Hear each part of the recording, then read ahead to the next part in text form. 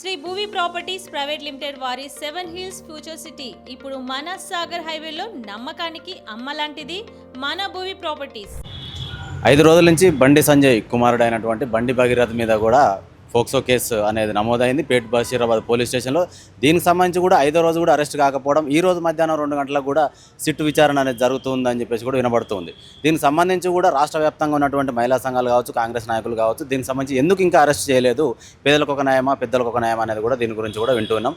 దీనికి సంబంధించి మనతో పాటు మాట్లాడడానికి సామ రామ్మోహన్ రెడ్డి గారు కాంగ్రెస్ నాయకులు ఉన్నారు. ఒకసారి అడిగి తెలుసుకుందాం. అన్న నమస్తే అన్న, ఏం చెప్తారన్న? 5 రోజులు అయినా కూడా ఇప్పటికి కూడా అరెస్ట్ కాలేదు, సిట్టు విచారణకు ఈ రోజు ఆహ్వానిస్తున్నారు. అంటే ఒక వినతి పత్రంగా ఇస్తున్నారు కానీ ఒక డిమాండ్గా లేదు డిపార్ట్మెంట్ వాళ్ళు ఆయన భగీరథ్ విషయంలో. ఏం చెప్తారన్న మీరు? స్పష్టత నెంబర్ 1, అది సిట్ విచారణ కాదు, ఒక స్పెషల్ అధికారితోటి చేస్తున్నటువంటి దర్యాప్తు. ఎందుకంటే సిట్ వేయలేదు. సిట్ అంటే జీవో ఇచ్చి చేయాలి, అది కాదు, సిట్ కాదు. ఎందుకంటే ఇది సమాజంలోకి ఒక తప్పుడు సందేశం పోయింది. ఓకే, కానీ పారదర్శకంగా విచారణ జరగాల్సిందే. ఎంత పెద్దోనైనా కూడా మనం స్పేర్ చేయాల్సినటువంటి అవసరమే లేదనేటటువంటిది రేవంత్ రెడ్డి గారి యొక్క నాయకత్వం. సంధ్యా థియేటర్ ఘటనతోటే మనందరికీ తెలుసు. ప్రపంచం మొత్తం కూడా ఒక పెద్ద సెలబ్రిటీ, హిట్ అయినటువంటి హీరో, తర్వాత పెద్ద కుటుంబము, చాలా పేరు ప్రఖ్యాతలు గాంచినటువంటి వాళ్ళు, బాగా డబ్బులు ఉన్నటువంటి వాళ్ళు, అట్లాంటి వాళ్ళు ఏదో కుటుంబంలో ఒకరు చనిపోయి ఒక పిల్లవాడు ఏదో అపస్మారం స్థితికి పోతే ఏమవుతుందనంటే, ముఖ్యమంత్రి రేవంత్ రెడ్డి గారు ఆ రోజు కూడా ప్రపంచాన్ని మొత్తం ఎదిరించి బాధిత కుటుంబానికి పెద్దన లెక్క నిలబడ్డటువంటి సంఘటన నేను మళ్ళీ చెప్పాల్సినటువంటి అవసరం లేదు. అది ఎంత పెద్ద లీడర్నైనా కూడా చట్టం తన పని తాను చేసుకుంటూ పోవాల్సిందే. మరీ ముఖ్యంగా నా ప్రభుత్వంలో నాయకత్వంలో పేదవాళ్ళకి బాసటగా ఈ ప్రభుత్వం పనిచేస్తుంది, పేదోడికి పెద్దనగా నేను పని చేసుకుంటూ పోతా అనేటటువంటిది ఆయన నాయకత్వం చూసినాం. ఈడ కూడా సేమ్ స్పష్టత మనం ఇచ్చినాం. ఎందుకంటే విచారణ విషయంలో పారదర్శకంగా ఉండాల్సినటువంటి అవసరం ఉంది. అదేవిధంగా అది ఎవరి తనయుడైనా సరే స్పేర్ చేయాల్సినటువంటి అవసరం లేదు. కాబట్టి అందరికంటే ముంగట అది ఎఫ్ఐఆర్ అయింది. తర్వాత అందరు సోషల్ మీడియాలో ఎత్తుకొని ఎఫ్ఐఆర్ అయింది, కేసు అయింది, ఇంకేమైందని ఇట్లా అడుగుతున్నారే తప్ప ఒక నాయకుడి కొడుకుని నిజంగానే తప్పించాలనుకుంటే ఎఫ్ఐఆర్ దాకా కూడా రాకుండా మేనేజ్ చేసేటటువంటి వెసులుబాటు బీజేపీ రాజ్యాలలో మనం చూస్తలేమా? మనం చూస్తున్నాం కదా. ఆడపిల్లల పట్ల అఘాయిత్యాలు చేసి దాన్ని ప్రశ్నించడానికి తండ్రులు పోతే అదే తండ్రుల్ని పోలీస్ స్టేషన్లలో కొట్టి చంపేసినటువంటి కేసులు కూడా మనకు ఉన్నాయి. ఆడపిల్ల యొక్క మానభంగం చేసి చంపేసినటువంటి పిల్లలని తల్లిదండ్రులకి ఇవ్వకుండా తెల్లవారుజామున తగలబెట్టేసినటువంటి దుస్థితి కూడా బీజేపీ రాజ్యాలలో మనం చూసినాం. మొన్న 3 రోజుల ముంగట బీహార్ ముఖ్యమంత్రి ఇంటికి 2 కిలోమీటర్ల రేడియస్లో ఒక పిల్లని మానభంగం చేసి చంపేసి డస్ట్బిన్లో పడేసిపోయాడు. ఇట్లాంటి దుర్ఘటనలు చూస్తున్నటువంటి బీజేపీ రాజ్యంలో ఈరోజు అదే బీజేపీ నేతల యొక్క పిల్లలు ఆడబిడ్డల మీద అఘాయిత్యాలు చేస్తున్నప్పుడు ఇక్కడ కాంగ్రెస్ ప్రభుత్వంలో రేవంత్ రెడ్డి గారి నాయకత్వంలో ప్రజాపాలనలో ఎట్టి పరిస్థితులలో చట్టం తన పని తాను చేసుకుంటూ పోతుంది, ఎవరు వచ్చినా ఉపేక్షించేది లేదు. మేము అలా కూడా చెప్తాము. అంటే ఇప్పుడు గతంలో చూసుకున్నట్లయితే పేదలకు సంబంధించిన ఏదైనా ఇలాంటి ఫోక్సో కేసు సంబంధించి అయితే ఎఫ్ఐఆర్ అయిన 24 అవర్స్లోనే అతన్ని అరెస్ట్ చేయడం చేస్తుంది. అంటే ఒక సెంట్రల్ హోంశాఖ సహాయ మంత్రి కొడుకు కాబట్టి ఇంత డిలే చేస్తున్నారా? దీన్ని ఎట్లా చూడవచ్చు? రేవంత్ రెడ్డి కూడా బ్యాక్గ్రౌండ్లో ఉన్నారు, మన ఏదైతే హోంశాఖ ఆయన చేతుల్లోనే ఉంది, డీజీపీ కూడా దీని విషయంలో కూడా సీరియస్గా తీసుకోవట్లేరు, పరారులో ఉన్నాడని చెప్పేసి ఒక డిపార్ట్మెంట్ చెప్పడం ఏంది, ఇంత దాని గురించి అంటే సీరియస్గా తీసుకోకపోవడం ఏందని చెప్పేసి కూడా వినపడుతుంది. సింపుల్, ఒకటే కేసు. ఎఫ్ఐఆర్ అయిన తర్వాత మీడియా కథనాలు వచ్చినా, ఎఫ్ఐఆర్ కంటే ముందుగిട്ട് వచ్చినా, ఎఫ్ఐఆర్ అయిందని తెలిసిన తర్వాతనే అందరూ వచ్చారు. ఎఫ్ఐఆర్ చేసినామంటేనే మా ప్రభుత్వం యొక్క చిత్తశుద్ధి కాదా? మీడియాలో మొత్తం వచ్చి అందరు మొత్తుకున్నాక ఎఫ్ఐఆర్ గిట్ అయిందా? అంటే మా ప్రభుత్వము మీడియా కంటే కూడా ఒక అడుగు ముందే ఉంది. బాధిత కుటుంబాలకి అండగా మేమే ముందున్నాం. అంతేకాదు, ఈరోజు ఒక అమ్మాయి ఆత్మహత్య చేసుకుంటే అమ్మాయికి ఎన్నో ఎఫ్ఐఆర్లు ఉన్నాయి చూసుకోండి అని మీడియాలో కూర్చొని మాట్లాడినటువంటి కేటీఆర్ లాంటి నీచులు గతంలో మనం చూసినాం.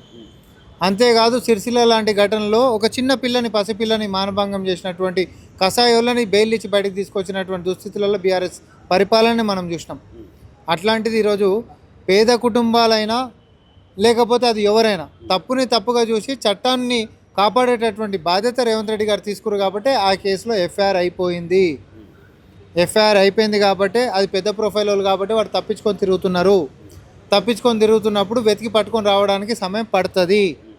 ఇవన్నీ దీనికి విచారణ ఇంకా పారదర్శకంగా ప్రజల ముందు ఉండాలి కాబట్టి స్పెషల్ ఒక అధికారిని కూడా నియామకం ముఖ్యమంత్రి గారు చేసిండ్రు.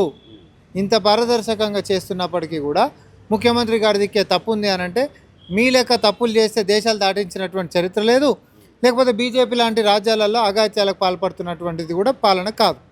ఇది మరొక స్పష్టత. మీరందరూ గుర్తుపెట్టుకోవాల్సింది ఏంటంటే, 4 కోట్ల మందికి కనిపించని దేవుడు ఎంత దిక్కుంటాడో లేదో నాకు తెలియదు. కానీ ప్రతి పేద కుటుంబానికి అన్యాయం జరిగితే మాత్రం రేవంత్ రెడ్డి గారు ప్రతి ఇంట్లో పెద్దన్న లెక్క మాత్రం దిక్కుగా నిలబడతాడు అనేటటువంటి చాలా స్పష్టంగా మేము చెప్పదలుచుకున్నాం.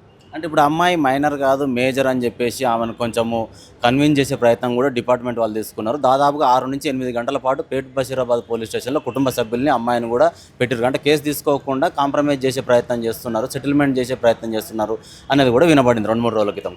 కేసు అయిన 2వ రోజు ఈ విషయం బయటకు అనేది వచ్చింది. అంటే డిపార్ట్మెంట్కి ఏం చెప్తారో, అంటే ఇది దీంట్లో వాస్తవాలు ఉన్నాయన్న మనం ఎట్లా చూడొచ్చు? దీంట్లో వాస్తవాలు లేవు, చట్టబద్ధత అంతకంటే లేదు. ఒకసారి ఇట్లాంటి కేసులు రిజిస్టర్ అయినాక పోలీస్ స్టేషన్లలో సెటిల్మెంట్లు చేయనీకి కుదరదు, చట్ట ప్రకారంగా కూడా కుదరదు. మరి అది ఎవరు మాట్లాడినో నాకు తెలియదు, కానీ అవగాహన లేకుండా మాట్లాడినట్టున్నారు. జస్ట్ ఆరోపణలు వేయాలనుకుంటే బురద ఎంతనన్నా చల్లవచ్చు కదా. నేను కదే అంటున్నా, బీఆర్ఎస్ ఈరోజు ఇంత ముసలి కన్నీరు గారుస్తూ ఉంది. కానీ అసలు వాస్తవం ఏంటిది?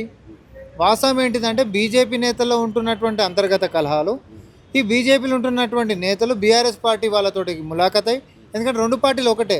కానీ ఈరోజు బండి సంజయ్ గారి వ్యవహారంలో ఒక కుటుంబం వ్యవహారం తీసుకొని ఆయన రాజకీయంగా కొడుతుర్రా మంచి కొడుతుర్రా అనేది మనకు సంబంధం లేదు. కానీ ప్రభుత్వం విషయానికి వచ్చేసరికి తప్పు జరిగిందా లేదా అనేది మాత్రమే మనకు సంబంధం. తప్పు జరిగిందనుకో చట్టం తన పని తాను చేసుకుంటూ పోవాల్సింది. ఎంత పెద్దోడైనా కూడా ఉపేక్షించాల్సినటువంటి అవసరం లేదు. నువ్వు శిక్షార్హుడివి కాబట్టి శిక్షకి పోతుంది. లేదు నువ్వు తప్పు చేయలేదనుకో, విచారణలో తప్పు చేయలేకపోయినా తప్పుడు ఆరోపణలతోటి కేసు అయింది అని అనుకో, విచారణలో అది కూడా తేలుతుంది, నిర్దోషి లెక్క బయటకు వస్తారు. సో మేము చెప్పదలుచుకుంది ఒకటే, తప్పు జరిగిందా, తప్పు జరగలేదా, తప్పుడు కేసా, లేకపోతే తప్పించుకొని తిరుగుతున్నటువంటిదే న్యాయమా, ఇవన్నీ కూడా విచారణ తేలాల్సినటువంటి అంశాలు కాబట్టి విచారణ జరిగేంత వరకు మనం వేచి చూడాల్సినటువంటి అవసరం ఉంది. కానీ ఆ విచారణ పారదర్శకంగా జరిపించే బాధ్యత రేవంత్ రెడ్డి గారు. ఆల్రెడీ ఒక కేసు సంధ్యా థియేటర్ అనేది నేను ఉదాహరణ చెప్పిన కాబట్టి మనము ఏమాత్రం అనుమానం లేకుండా హ్యాపీగా ఉండొచ్చు.